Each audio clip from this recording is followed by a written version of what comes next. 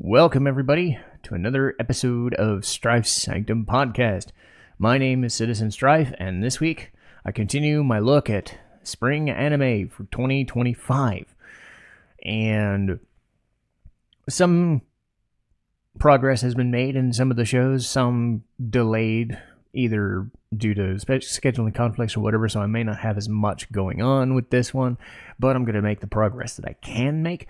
As usual with these lists, there are spoiler warnings if you have seen them and want to comment, and try not to comment after the fact of the episodes, because the sub versions are going to have episodes usually before the dub versions, which I watch in English, so keep that in mind. And spoiler warning in general, just in case you haven't seen these shows up to this point or like curious as to what a show is, like get like the first episodes of the season, like when the winter or spring episodes such and such were.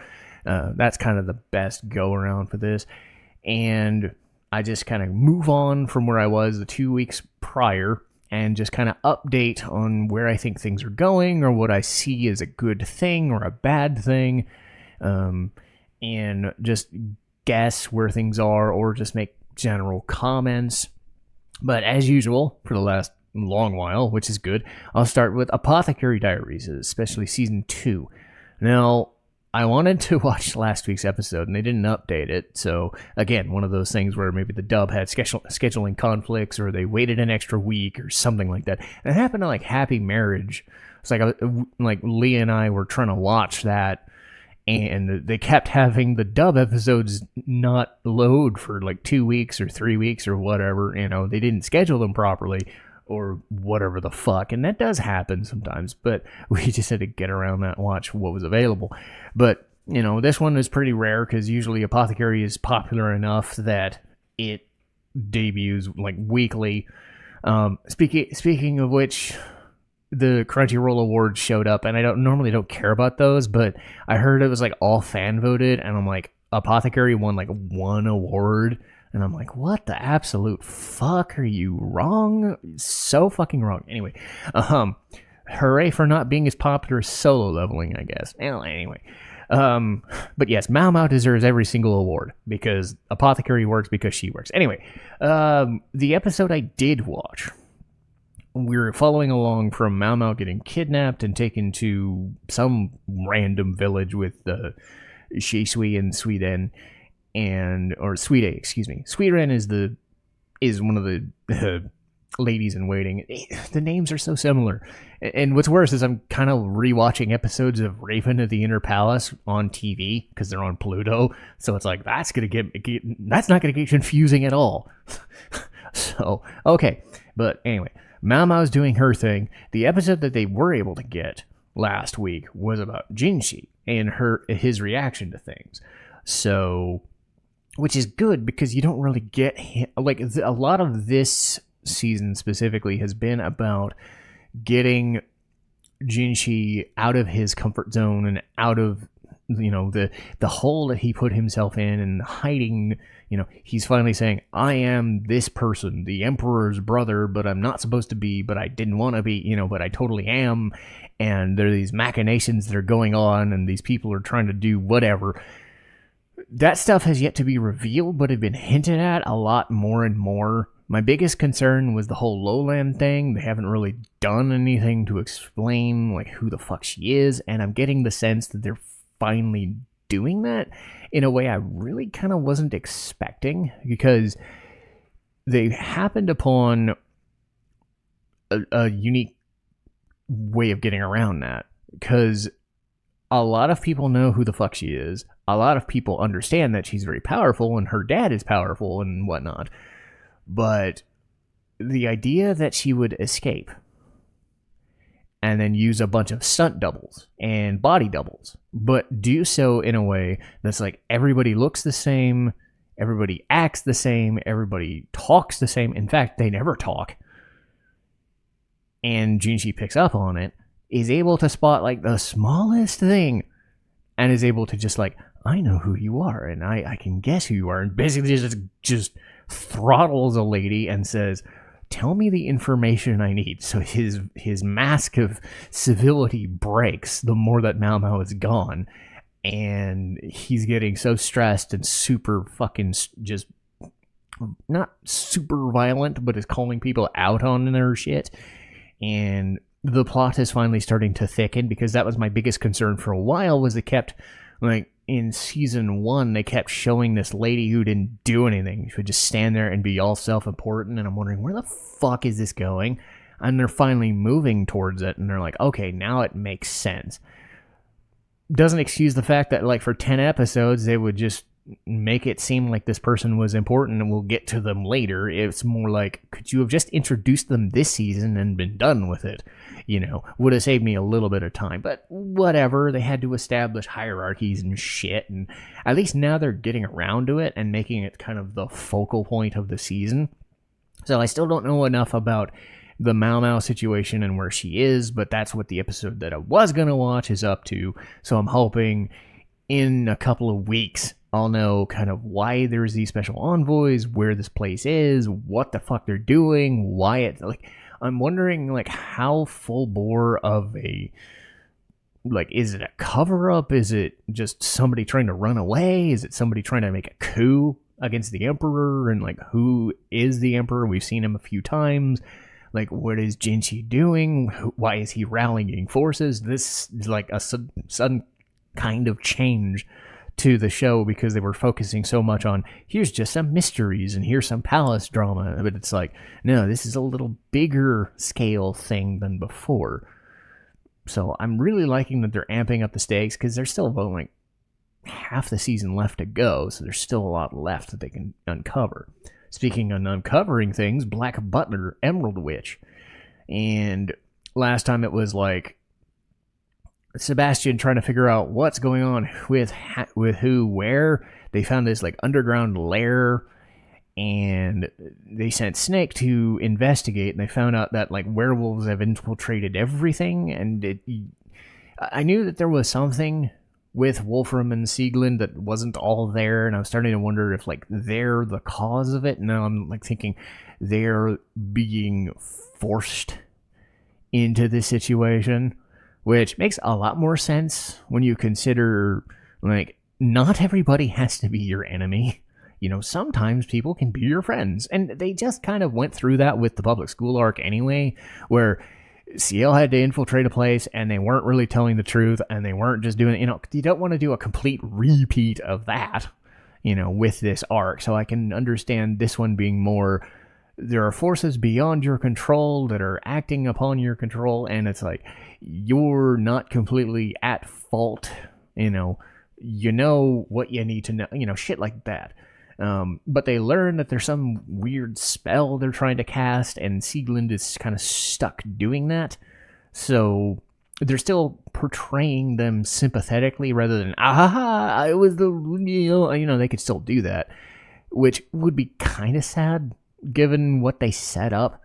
But I still, you know, they still don't really know, like, what the ultimate spell is. Like, is it expanding the werewolves' territory and the miasma to be further out? Or is it to cloak everybody in and make them worse, or, you know, make them lose their fucking minds and shit? Because this forest is closed off. It doesn't have to do anything. But this ultimate spell, is it just kind of rewriting history? Is it rewriting time? Like, is it expand? I want to just say it's expanding influence, so that, like, instead of just this weird forest, it like encompasses all of Germany, or then it goes to the entire world and shit. And, you know, thankfully, the last episode that I was able to watch was Sebastian finally just going up to CL and kind of bitch slapping him and saying, get your shit together. We have to solve this, because we are being forced out of this comfort that we've had while you're recuperating.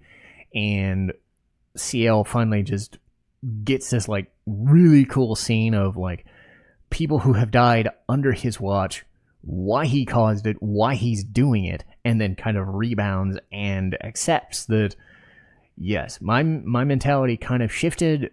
It happened. I'm back to who I was. Let me just fix all this shit, because I am the Queen's guard dog.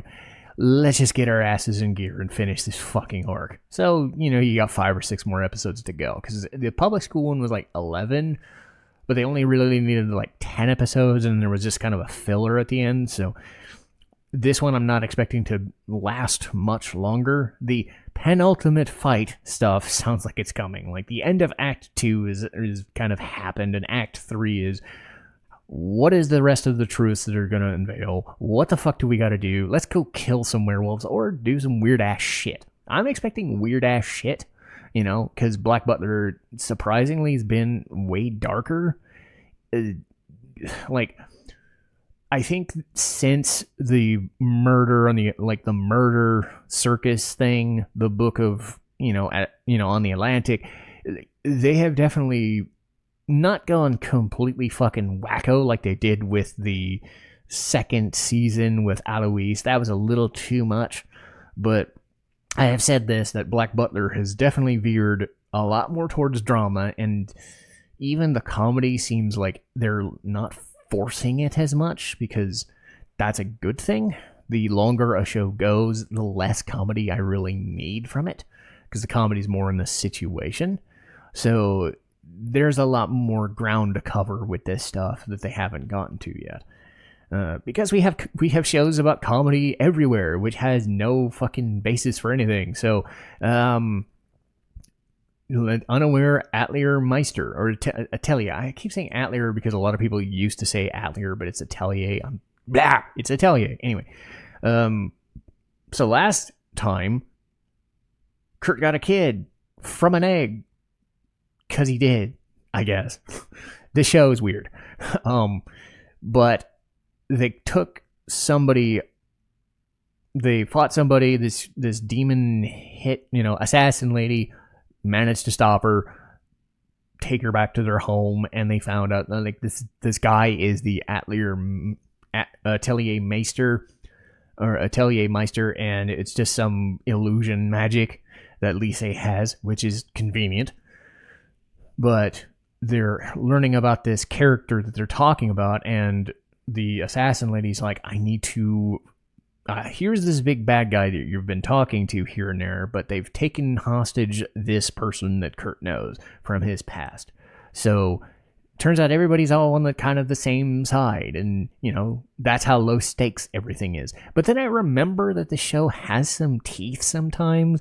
Like there's this one character who's just this like state appointed like Atelier lady, Mimiko, who studies everything, but she has this like information or assassins guild basically as her security force and knows everything and says everything. It's like, you give us information or you die.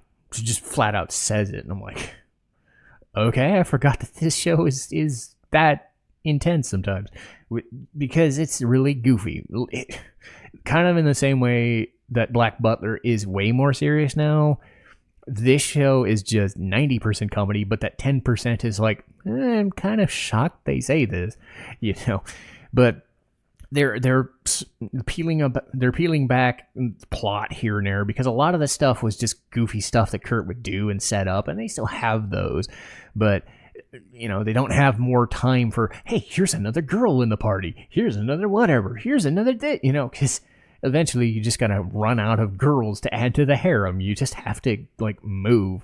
So they finally decided to move on to, here's a plot for the end of the show, but we're getting it to episode 8 or 9 instead of episode 10 or 11, because I've seen that happen so many times. There's a bunch of shit that happens in episodes whatever, and then at episode 10 or 11 they finally decide, oh yeah, we gotta finish this fucking show at episode 12. Let's get to that fucking final fight in 2 episodes. It's like, could you have set this up a little bit more? At least this gave me episode 9 or 10, gave me 3 episodes to process. Because you can do, I'm not saying this is high art or something, but you can do something more with the penultimate or ultimate situation and be like, here's the setup, here's the whatever, here's how we do it, here's how we plan it. Let's go fight the dude. Let's do an episode of fighting the dudes and do the, give it a little bit more depth to it. So there's that. I talked about Devil May Cry already, and I got done with Castlevania, and interesting counterpoints. If you need to listen to more about the Devil May Cry stuff, go to the earlier episodes of the season. beginning after the end. They didn't really spend a whole lot of time in the Elven Kingdom. They really kind of read through things, but they essentially just said, we know why you're getting fucked up, and I want to train you. So this old former king of the elves was like, I'll take you under my wing and then teach you how to deal with your mana. So in typical isekai fashion, the dude is a lot like Arthur is a lot more powerful than they expected, and it's like, oh, okay, maybe I do need to train you. So they speed things up a few extra years. There was a bit in both episodes recently where they tried to pull the whole bully thing, and the bully thing is like done immediately and it's never brought up again. So you wonder, why do you bring up the bullies at all if you're just going to do you're dead. But whatever. I do want the show to get back more to the family thing, and I'm kind of glad they are, because this is something that isn't really a thing usually.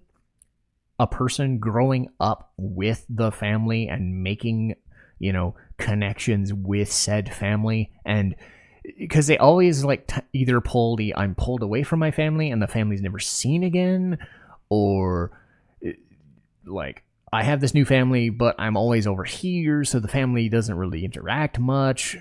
This is kind of more in the line with Ascendance of a Bookworm, which again, I use that as the example when I started watching this show.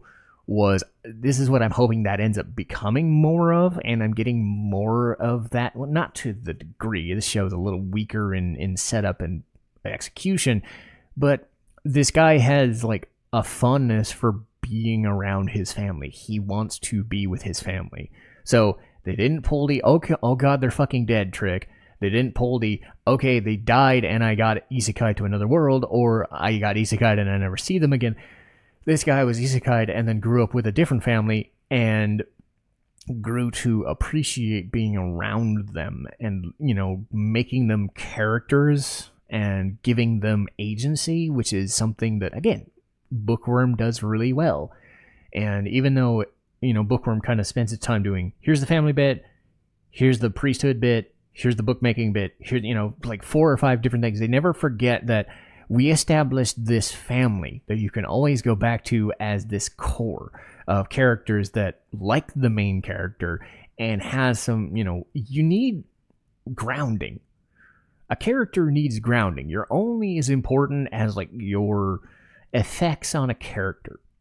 And if you're not affected by anything and you're just there to fight dudes or to go and do things and you don't really have any special attachment, and that's something that the narration does a decent job of sometimes, of at least saying, even if the action isn't all that exciting or the characters aren't all that important or impressive, they're just at least we spend time trying to inform the person that this person matters to them and why they want to get back to them and whatever. And that helps, because I don't think the show is that great, but I also don't think it's that bad either. So at least they're taking the extra steps to not just, speed read. We gotta get to the next fight. We gotta get to the next thing. We gotta, they do that, but they're also here's something we can gravitate to and always bring back and be let's just do that. Let's just have a family. Let's just have people who care for the main character and a person who cares for their parents, because that is something that is kind of forgotten sometimes, because a lot of shows tend to do the, I didn't really like my parents, now that I think about it, or they do the broken home situation. I'm kind of glad they didn't really go for the broken home. I'm kind of glad they didn't go for the dead parents, because they could definitely do that. So that's what I'm really liking about the show among anything else. Let's see. Next is Kowloon Generic Romance. This one is still, trying to do the, they've explained the whole copy idea. And they're adding in more of, is being a fake the same as being a different person? Or am I just a retread? Am I just repeating something? Am I repeating your affections? Kind of the idea of like, you loved this person that looked like me.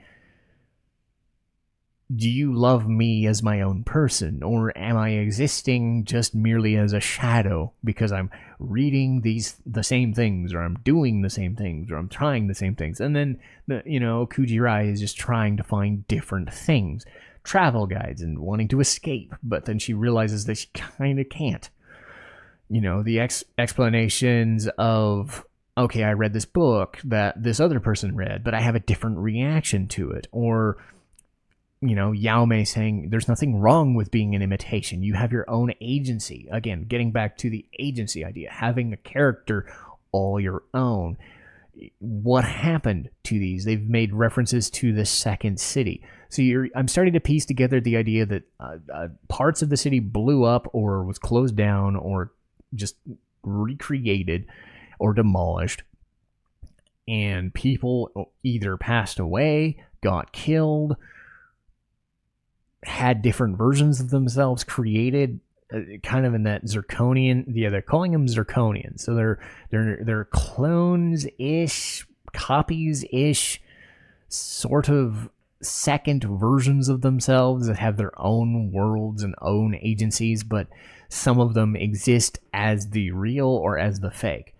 They still are pulling the idea that, at least with the voices of the two different main leads, you're able to kind of guess, okay, this is from the Kujirai A that we've been seeing right now versus the Kujirai B that died with Kudo before.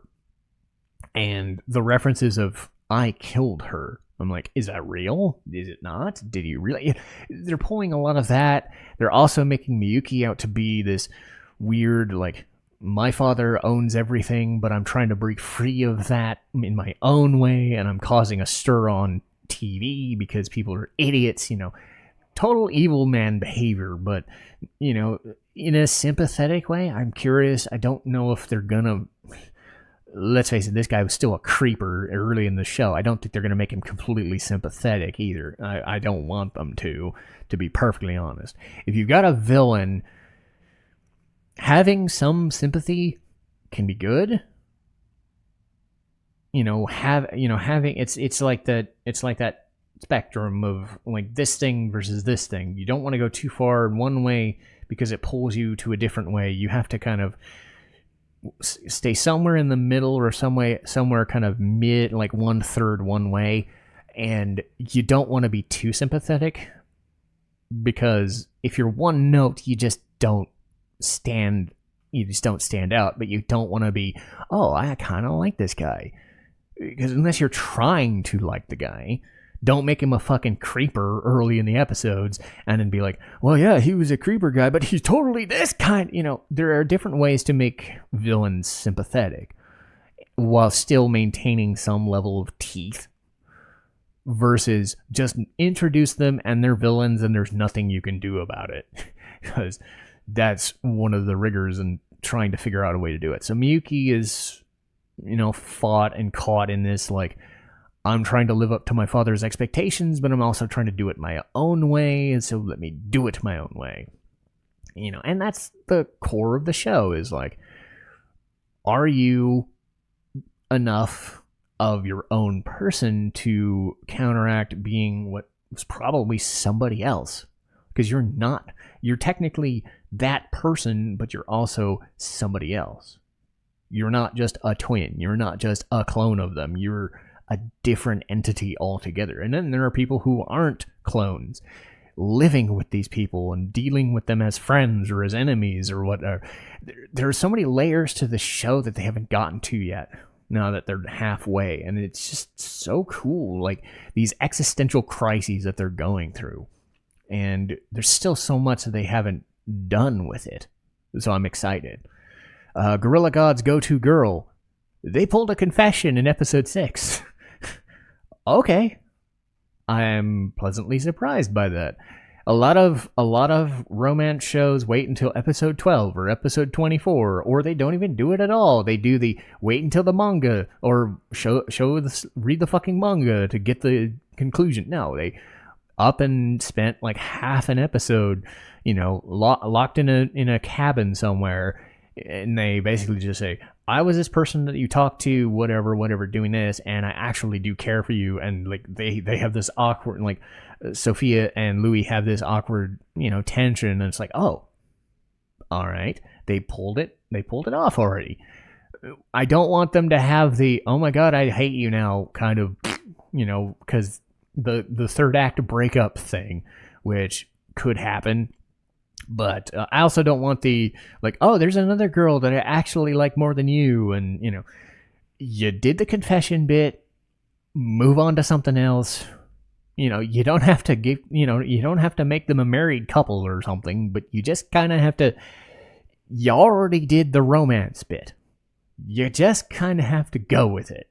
Once you've made the confession and you've already said that both sides love each other, you kind of have to make tension, or you have to, like, I don't expect them to get married. I expect that at the end of the season, which would still be moving quite fast and all. But the fact that they just went episode 6, boom, they were like, oh, well, that's different. I like that. Because some shows, they don't even pull that at all. They tease you and tease you and tease you with the tension, and they don't even do it as kind of an ass or a rug pull. And they're like, well, that's dumb, don't you think? You should at least commit to it and stick to it. And this show is very lighthearted and dumb. So they went ahead and said, boom, we'll give it to you early, and then filter out with, filter in other more important shit as the show goes along. I'm like, okay, now you have these two people that are together. How do you deal with it? I'm kind of pleasantly surprised and happy that that's where they're going with it, because they could have easily just done the standard. And as I've said, the older I'm getting, the more I like not having the standard, because I understand that not all of these shows are meant to be like, oh my god, Kowloon generic romance is really fucking special, and Apothecary Diaries is amazing, and they have time to build and breathe. Like, Atelier, Meister, and Gorilla God are not, they're junk food. They're junk food shows in different ways. Like really goofy, dumb comedy, or really goofy, dumb romance comedy. I'm not saying they're supposed to be high art, and sometimes you're not supposed to expect a whole lot. But I do like it when there's at least a little bit of effort thrown in, so that you're like at least able to appreciate some difference between shows, because cliches are cliches for a reason. And I'm kind of glad that despite, falling on cliches, they don't completely follow them to the letter all the time, and it's important that they don't. But that'll do for this update. Let me see what I've got here. So next week is going to be Castlevania Seasons 1 through 4. So I've already recorded that episode, so that's done. I've got another update for the anime stuff, because I should be done with the spring season in a few more episodes, hopefully, and then the summer, like, they haven't even announced what summer stuff we're getting yet, so I'm not too worried about that just yet, but into June I'll know. June 21st is going to be Legend of Zelda: Link Between Worlds. That I can talk about for days. Speaking of talking for days, I finished Violet Evergarden, and I really, really, really enjoyed my second run of watching that. Bravely second, and when in doubt, School Arc. And then once we get into July, it'll be more of the summer anime stuff. So that'll do for this week. Hopefully you guys enjoyed it, and didn't mind the spoilery stuff too much, but I'll talk to you next time. Citizen Strife, signing off.